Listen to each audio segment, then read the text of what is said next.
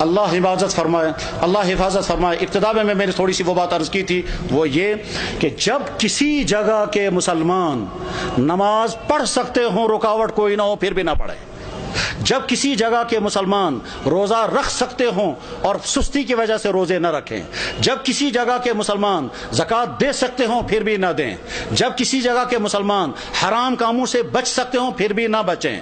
جب کسی جگہ کے مسلمان قرآن پڑھ سکتے ہوں پھر بھی قرآن کے ساتھ ان کا تعلق قائم نہ ہو. جب کسی جگہ کے مسلمان اپنی نبی کی ایک سنت پر عمل کر سکتے ہوں پھر بھی نہ کریں، تو اللہ تعالیٰ شانوں کی طرف سے کبھی خطرناک فیصلے آتے ہیں. وہ یہ کہ جب تم آزادی کے دور میں میرے دین پر عمل کر سکتے تھے پھر بھی تم نے عمل نہیں کیا، تو میں ایسے حالات لے آؤں گا کہ تم چاہو گے بھی عمل کرنا تو کر نہیں سکو گے.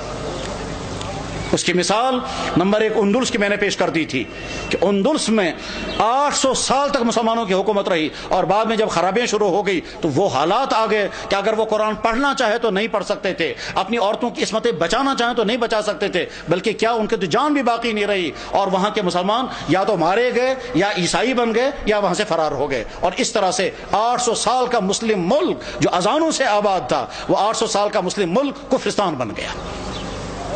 بخارا اور سمرقند یہ وہ علاقہ تھا جہاں امام بخاری، امام مسلم، ابو اللیث سمرقندی جیسا انسان، وہ علاقہ کے جہاں امام صاحب ہدایہ علامہ برہان الدین مرغینانی رحمہ اللہ تعالی جس علاقے میں تھے، کہ جس مسجد میں بیٹھ کر کے انہوں نے ہدایہ کتاب لکھی، اور 13 سال لگے کتاب لکھتے ہوئے، اور 13 سال مسلسل نے روزہ رکھا. گھر والوں سے کھانا آتا تھا، وہ کھانا رکھ دیتے تھے، جب گھر والے واپس چلے جاتے تھے یہ کھانا کسی غریب کو کھلاتے تھے. 13 سال بیٹھ کر کے انہوں نے کتاب ہدایہ نام کی کتاب لکھی تھی، جو حدیث اور عقلی علوم کا مجموعہ ہے. علامہ انور شاہ صاحب کہا کرتے تھے، فرماتے تھے میں ہر کتاب کا جواب لکھ سکتا ہوں لیکن چند کتابوں کا جواب مجھ سے نہیں لکھا جا سکتا ہے، ان میں سے ایک کتاب ہدایہ بھی ہے. جس مسجد میں صاحب ہدایہ نے وہ کتاب لکھی تھی اس مسجد میں شراب کھانا چلتا ہے. غرض یہ کہ جب بخارا اور سمرقند جیسے علاقے میں وہ حالات آ گئے کہ وہاں قرآن رکھ نہیں سکتے، کلمہ پڑھ نہیں سکتے، مسجدوں میں تالے لگ گئے، تو اللہ تعالیٰ شانوں کو طاقت ہے، اگر غضبناک ہو جائیں تو ان علاقوں میں بھی یہی حال ہو سکتا ہے جن علاقوں میں مسلمانوں کو موقع ہے وہ اپنے دین پر چلیں. میرے بھائیوں، اس غلط فہمی میں مت رہیں کہ ہمارے لیے وہ حالات نہیں آ سکتے ہیں. ہماری پچھلی تاریخ میں ایسے حالات آ چکے ہیں.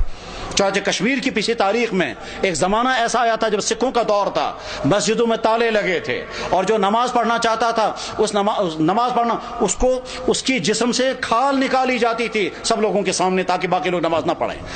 سری نگر کی جامع مسجد میں گھوڑے باندھے گئے تھے، تمام مسجدیں مسمار کر دی گئی تھی. اس وقت لوگ نماز پڑھنا نہیں پڑھ سکتے تھے، یہ اذانیں بین ہو گئی تھی. جب کسی جگہ کے مسلمان اپنی دین کی ناقدری کرنے لگتے ہیں تو ایسے حالات آ سکتے ہیں. اور اس کی مثال اس بات کی مثال نہیں کہ مسلمانوں نے ناقدری کی، وہ تو ظلم ہے، لیکن مثال ہمارے سامنے ہے.